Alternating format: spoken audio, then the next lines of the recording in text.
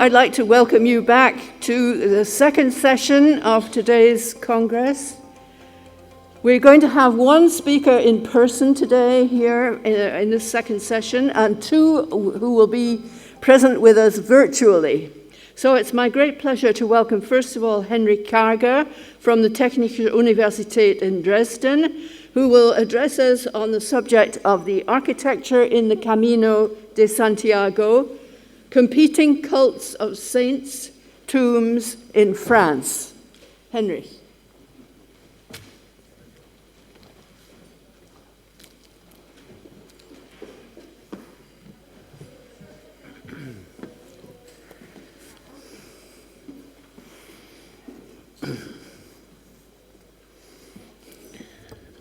Buenos días.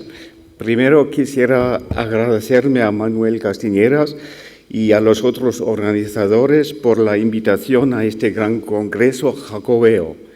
He decidido presentar mis ideas en inglés porque hay un público internacional, pero más tarde estoy dispuesto a contestar también a preguntas en castellano. Well, half an hour is not an ample amount of time to adequately cover the topic of architecture on the Camino de Santiago.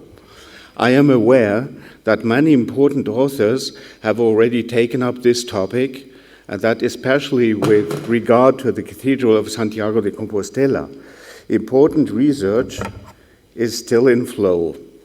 Thus, the present Congress offers me a wonderful opportunity to learn about new results concerning the church built over the tomb of the Apostle James, and to compare them with the theses I published in earlier contributions.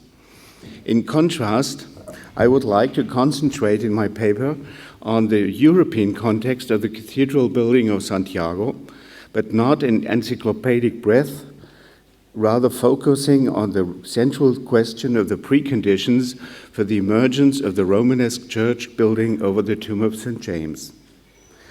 The effect of this building on the regional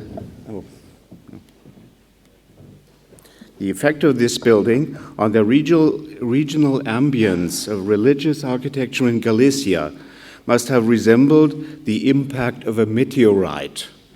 The contrast between the small rural churches of the surroundings of Compostela, like San Antolín de Toques, erected about 1067, and the huge structure that grew up in this remote part of the Iberian Peninsula from about 1075 onwards is extreme. This does not only concern the region of Galicia. Within the context of the kingdoms of Leon, Castile, and Navarre, the sepulchral church of St. James surpasses all comparable buildings of its time in its dimensions and the technological level of its construction. Even the royal palace church of San Isidoro in Leon, consecrated in 1063, of which individual sections have survived in the new collegiate church of the early 12th century, was still an astonishingly small structure in Asturian tradition. You see it? No, I hope. They promised that it should work. So, you see it? On the left side, above these lines, black and white, this small church was the original palace church. Thus, the architectural environment of northern Spain can contribute little to the understanding of the original conception of the Cathedral of Santiago de Compostela. In turn, the monumental church building over the Apostles' tomb naturally exerted significant influences on the development of religious architecture on the Iberian Peninsula, which flourished in the 12th century. But this important topic would be worth a lecture of its own. As has long been recognized, the cathedral construction of Santiago was closely related to contemporary architecture in France. This immediately raises the question, which also relates more to France than to Spain, of whether one can speak of an architecture of the pilgrimage routes to Compostela. Above all, the interrelationships of the ground plans of 5 churches, Saint-Martin de Tours, Saint-Martial de Limoges, Sainte-Foy de Conques, Saint-Sernin de Toulouse, and Santiago de Compostela, popularized by Kenneth John Conant in the 1950s, has had a profound impact, for their striking similarities in structure and design suggest a family of buildings. From the easily remembered replication of these 5 similar ground plans in numerous surveys, the concept of a European pilgrimage architecture took shape, and it gained prominence through another remarkable coincidence. The four French churches each stood on one of the roads to Santiago described in the Pilgrim's Guide, the 5th book of the Liber Sancti Jacobi or Codex Calixtinus, written around 1140. Tours stood on the Via Turonensis, Limoges on the Via Limosivicensis, Conques on the Via Podiensis, and Toulouse on the Via Egidiana. A closer reading of the Pilgrim's Guide makes plain that the concept of an architecture of the pilgrimage roads ill fits the complex historical reality of the 11th and 12th centuries.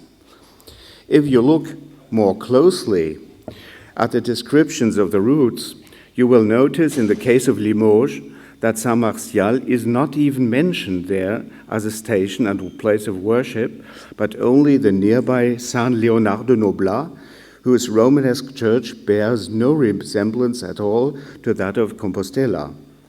Even in the description in chapter 8 of the Pilgrim's Guide of the shrines and their saints, Saint-Sernin de Toulouse, Sainte-Foy de Conques, and Saint-Martin de Tours are presented in detail, but for Limoges, only Saint-Léonard de Noblat and not Saint-Martial appears with a long account of the saint's legend. Most important, the Pilgrim's Guide cites many other shrines like Saint-Gilles-du-Gard, Saint-Front de Périgueux, and Saint-Eutrope de Saintes, for example, whose churches have no relationship to the supposed pilgrimage type. Like here, for instance, Saint-Front de Périgueux, with this church in this cross-dome type of Byzantine origin. On the other hand, the complexity of a multitude of different types of church buildings on the pilgrimage roads to Compostela does not invalidate the observation of a strictly limited set of buildings closely related to Santiago Cathedral. Especially in view of the markedly heterogeneous structural solutions that characterize the development of French church architecture in the 11th century in general, the great structural similarities of our Santiago-type church group are particularly striking. Cruciform buildings provided with ambulatories and radiating chapels, but without a crypt, multi-aisle constructions in the nave and transept, groined vaulting in the side aisles, barrel vaulting in the main aisles, circumferential galleries with half-barrel vaulting that open up to the main aisles by means of twin arcades, each of which is covered by a blind arch. How can these extraordinary structural similarities of the church buildings, erected so far apart, be explained? The solution developed in the following will be to focus on the architectural artistic staging of the tombs of venerated saints. One can begin with the crucial observation that the circle of models for the Galician cathedral is limited to west and southwest France, and that most of them arose from before the apostolic basilica. Their most characteristic structural features are rooted in the regional architectural traditions of southwest France. By contrast, Santiago Cathedral is the only building of this type far from this core area, and it stands out as foreign to the whole building traditions not only of Galicia but of all Iberia. The origins of this architecture in southwest France can now be described more precisely as new studies now exist about the buildings of this group, Saint-Martial de Limoges, Sainte-Foy de Conques, and Saint-Sernin de Toulouse. It is important first to clarify the historical position of the French churches in relation to Compostela. Since this type of building was entirely developed before Santiago Cathedral, it makes no sense to tie it conceptually to the apostolic shrine or the pilgrimage routes. Instead, one must probe the relationships among the French buildings and examine their historical and architectural context in order to uncover the premises for the Galician cathedral. A key monument for the development of the type of building that culminated in Santiago has only returned in recent years to the field of research. The Basilica of the Saviour at the Abbey of Saint-Martial de Limoges. Although the Abbey Church fell victim to the French Revolution, several 18th century drawings that you see here of the ground plan and elevation offer a relatively precise picture of the early Romanesque building complex. The long three-aisled basilica had an ambulatory around the choir ringed by 5 chapels and transepts in which the aisles, in contrast with other members of this group, did not continue behind the facades. This 3-story elevation of the nave, however, was strikingly consistent with those of Conques, Toulouse, Tours, and Santiago. Above the pier arcades, the galleries have double-arched openings, and the parallel vault is directly above. That is not true of the choir, plainly of an earlier date. There, tiny openings pierce the gallery, and above there is a row of simple round-arched windows. The difference in the conception of the choir and nave elevations recalls that of Santiago Cathedral, which also shares the elongated ground plan with Saint-Martial. I try again to show you this difference, but do you have another?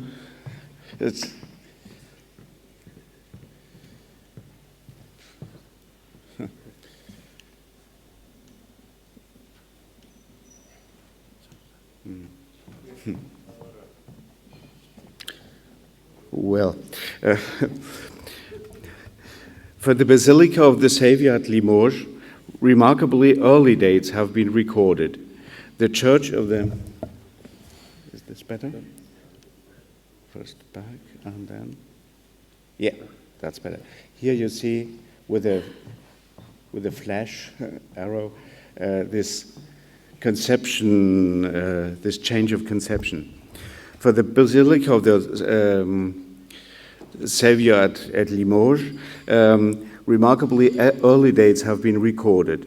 The church of the still independent abbey was dedicated in November 1028, a date plausibly linked with the simpler choir. A profound reorganization took place in 1062-3 when Saint-Martial was forcibly incorporated with Cluny during a radical ecclesiastical reform. The community flourished again during the exceptionally long tenure of its first Cluniac abbot, Adhémar de Laurière, between 1063 and 1114. Documents link the abbot explicitly with a new construction of the church. Shortly after his accession in 1063, he installed a new marble altar, and by the time of his death in 1114, the greater part of the church was painted and vaulted. That provides a context for the solemn consecration of 1095 by Pope Urban II, himself a former monk of Cluny, during his great journey through France. It is tempting to credit Abbot Adhémar with construction of the building of the type that would be taken up in Santiago. In that case, the new construction would have started soon after 1063, been achieved to a great extent by 95 and completed before 1114. One cannot, however, exclude the possibility that the church of the so-called pilgrimage type was begun around the middle of the 11th century before the Cluniac takeover, since many of the numerous surviving capitals look decidedly archaic. I show you a series of them here, and with a comparison with Saint-Philibert and Tournus, which is early 11th century. The Basilica of the Saviour at Saint-Barcial can be placed alongside the Abbey Church of Sainte-Foy-de-Conques, a site that was not only an important stop on one of the pilgrimage roads to Santiago, but also the goal of many pilgrims in its own right, because of the cult statue of Saint Faith, Sainte Foy. As at Limoges, the shift to a design like that at Compostela only took place during construction. Even the chronology is similar. The Abbey's chronicle reports that Abbot Odoric, who governed until 1065, had built the greater part of the church and translated the relics of Saint Faith into the new building. Based on archival documents, Eliane Vergnol, Henri Pradalier, and Nelly Poustomisdal placed the start of construction already in the 1030s. The ground floor of the choir and transepts, including the ambulatory and chapels, must be assigned to Odoric's building, for its restrained articulation and decoration was not carried through to the upper levels. One must suppose, however, that Abbot Odoric's translation of the saints' relics would have required the completion of a significant part of the new church. Thus, one may ask whether the upper story of the eastern sections was not in fact completed under Odoric, only to be replaced with the design associated with Santiago that prevailed in the church under the following abbot, Begon III, until its completion in the mid-12th century. The new design was probably inspired by that of Saint-Sernin de Toulouse. It was accompanied by a relatively abrupt structural change, which is manifest in the extraordinary height of the nave, 22 meters, despite its short length. The ground plan preserves the initial design for the church, whose aisles, as at Saint-Martial, do not encircle the ends of the transept. It should be noted that only in Auvergne, the region of Auvergne, a landscape not far from Conques, has the architectural structure with half-barrel vaulted galleries, characteristic of our building group, been developed into a regional type of churches, which several examples still remain, such as the churches of Ennezat, Orcival, and Notre-Dame du Port in Clermont-Ferrand, which you see here. Of special interest is the date of the largest building in the group discussed here, and the one whose architecture and sculpture are especially closely linked to Compostela, Saint-Sernin de Toulouse. The relationship between the two church buildings has recently been outlined by Kittericaz on the basis of no new research. Of course, there are also fundamental differences between the five-aisled Basilica in Toulouse, which was largely built of brick, you see here the nave, and the three-aisled granite building in Santiago. But a look at the structures of both central naves, in particular the vaulting system and the galleries openings into double arcades, clearly indicates the similarity of both buildings, which is confirmed by corresponding relationships in the field of the portal sculpture, so that a connection between the two building lodges can be compellingly assumed. Therefore, the chronological relationship of the two churches over the tombs of important saints is of great interest. For decades, scholars have more or less agreed on dating the beginning of the collegiate church of Toulouse to the 1070s, with which its construction would have basically paralleled that of Santiago Cathedral. Recently, however, the research of Henri Pradalier, based on the archival work of Patrice Cabot, made a solid case for a significantly earlier start. 18th century chroniclers had already passed down the notice of the commencement of the church in 1060, and the resources for this huge undertaking were gathered by Bishop Pierre Roger in the middle of the 11th century.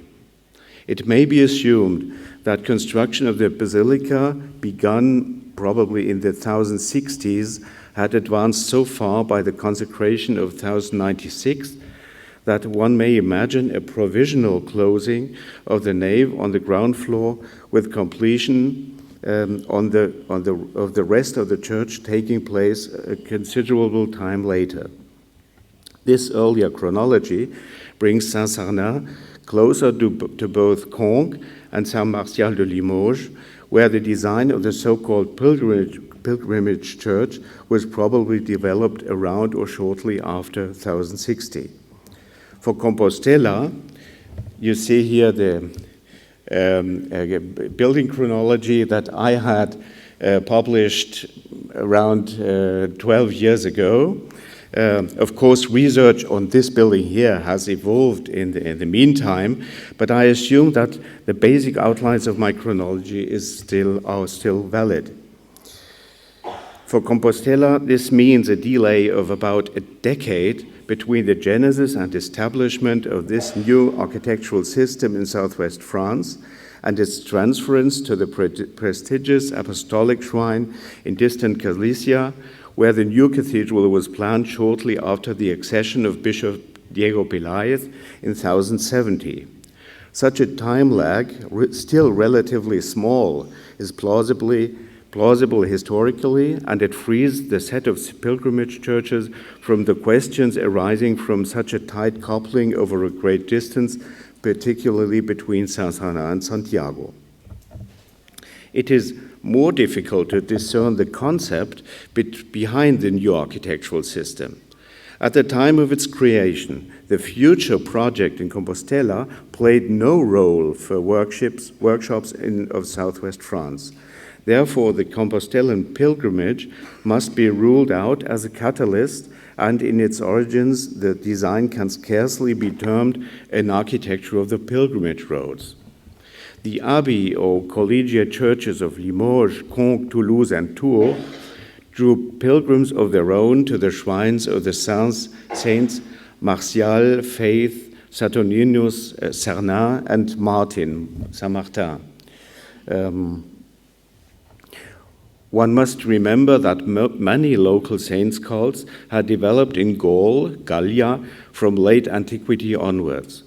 Devotion was not limited to the martyrs of the early church, for cults grew up around the confessors, of whom Saint Martin of Tours was the most illustrious example. The relics of these distinguished religious figures, typically bishops, had been memorialized with shrines and pilgrimage churches in almost every town of importance in France. This sustained an extraordinarily dense network of saints' shrines without parallel in Spain or Italy, where cults largely centered on martyrs of Roman times. To be sure, Compostela became the goal of the long-distance pilgrimage, but as it did, the apostolic cult was powerfully shaped by the cult practices and pilgrimages that flourished among the shrines of France, particularly in Aquitaine. There too, one must locate the origins of the new architectural design for a pilgrimage church which was adopted then at Santiago. So you see, the regions which are important for us are the concept of Aquitaine, this older early medieval landscape context within France. There were naturally saints' tombs also in the north of France, but those most important for Santiago are in this Aquitanian region, going up to the Loire River with Saint Martin of Tours. It is not by chance that two of the most important churches of this type arose over the tombs of renowned missionaries credited with preaching the gospel to ancient Gaul.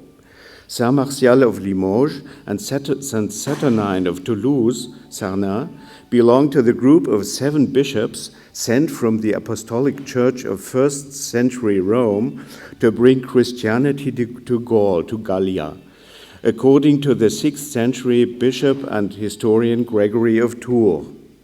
Above all, Saint Martial experienced a meteoric ascent in his fortunes as a venerated saint. Pilgrims were already visiting his shrine in the 5th century. A vita of the saint was dedicated to him before 850, and he was often celebrated as patron of Aquitaine or even of Gaul. His privileged status was threatened around 1010 by the discovery of the head of St. John the Baptist at nearby Saint-Jean d'Angély.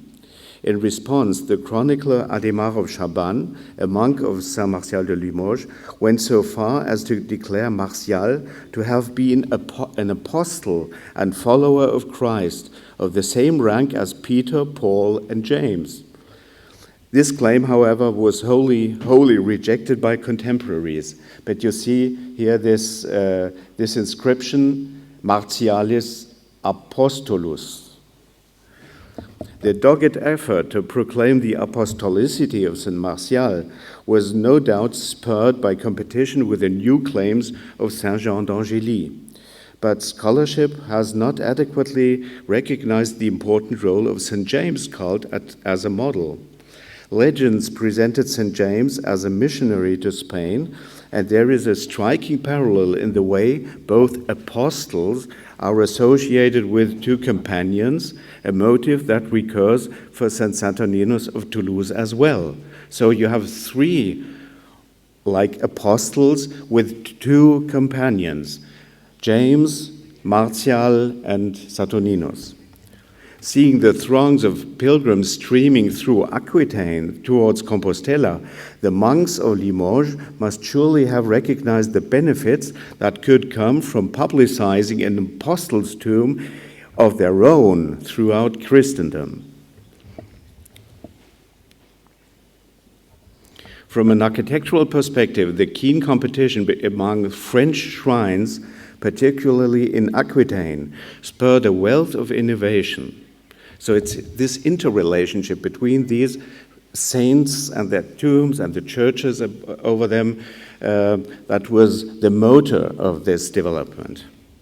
From this emerged a new type of pilgrimage church that would find its highest expression at the Galician shrine of St. James. The Church of the Savior at Saint Martial clearly had a groundbreaking role in this. The choir, dedicated in 1028, contained only a small, inaccessible chamber for the head of Saint Martial, and this did not shape the building's design in any way. Instead, we see one of the first examples of a choir with an ambulatory without a crypt. This design would be applied in other pilgrimage churches, culminating in Santiago Cathedral, and it would become standard in French ecclesiastical architecture in the centuries to follow. Previous scholarship has not recognized the extent to which this new choir design for the pilgrimage church was shaped by a method of staging the saint's tomb that brought together 2 different traditions. In its ground plan, it is indebted to the form of the ring crypt and confessio developed at Old St. Peter's in Rome in the 6th century, but it also returns to the earlier Frankish Merovingian tradition of enshrining relics above ground.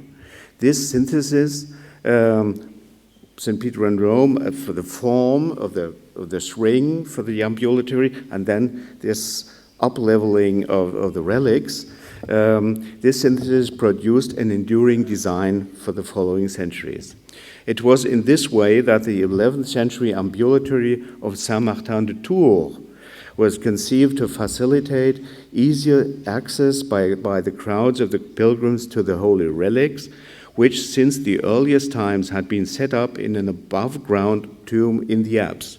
So this is the Gothic building of Saint-Martin in Tours, but there had been the tomb of Saint-Martin for all times in the upper level. The situation was similar in Toulouse, where the tomb of Saturninus was partly sunken into the ground. The ambulatory on the ground floor gave the worshippers direct access to the holy site. That approach would be taken up in Compostela. There, Diego Gelmírez's remodeling of the shrine left the tomb half buried at the ground level and crowned by the high altar and its baldachin. The ambulatory allowed worshippers to circle the shrine and reach the confessio from behind, through which the back of the gravesite was accessible. There was the chapel of St. Magdalene. This is a reconstruction of a pupil of mine, Ronny Horst.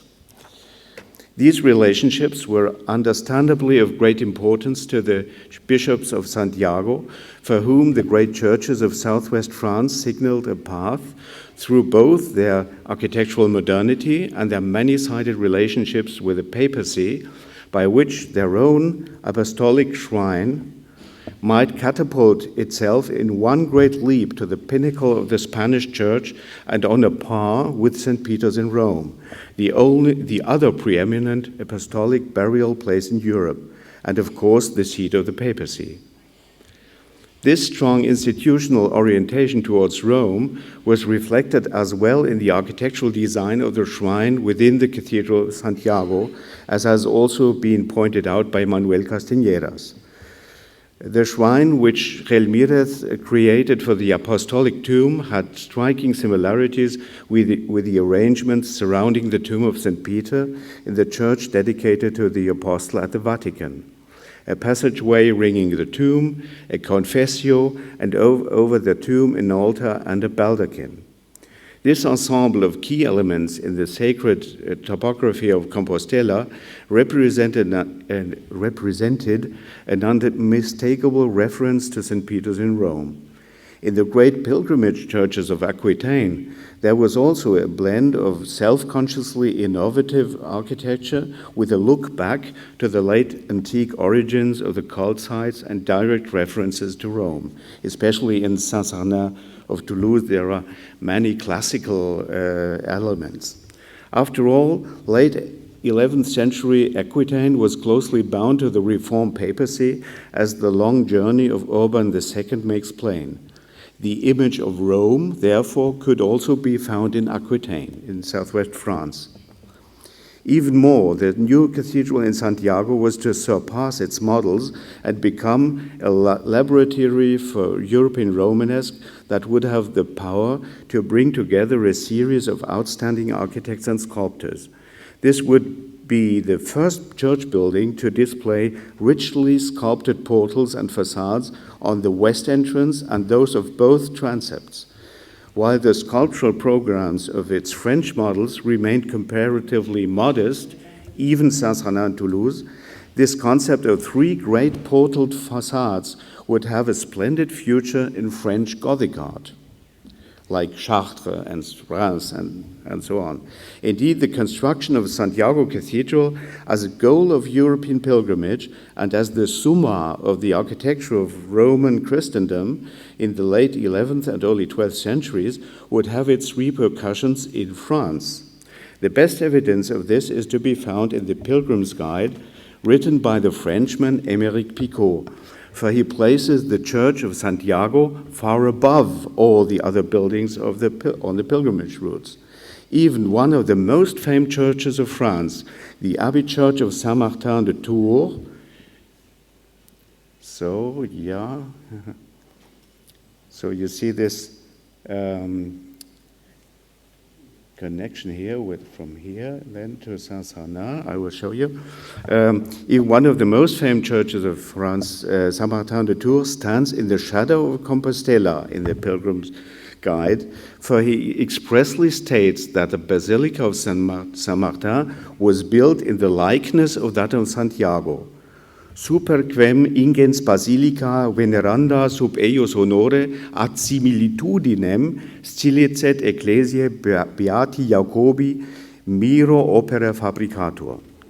Even though the ground plan of the destroyed Abbey Church at Tours bears a stronger resemblance to that of Saint-Sernin de Toulouse, you see it here, that's this stronger resemblance, And this is Santiago here at the right. The French author of the Pilgrim's Guide claimed an architectural alignment of the Church of Saint-Martin in Tours with the Church of St. James in distant Galicia. Indeed, the remark in the Pilgrim's Guide proved to have far-reaching consequences.